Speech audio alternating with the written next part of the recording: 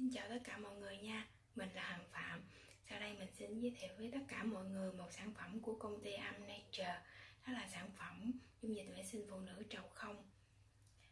Dung dịch vệ sinh phụ nữ trầu không với chiết xuất từ trầu không và trà xanh cùng với các thành phần thiên nhiên khác sẽ làm sạch nhẹ nhàng, xe khít và làm hồng vùng kính, hỗ trợ các bệnh về viêm nhiễm phụ khoa.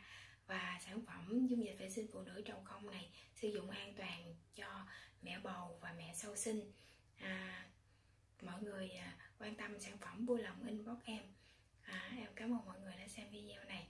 Xin chào tạm biệt và hẹn gặp lại.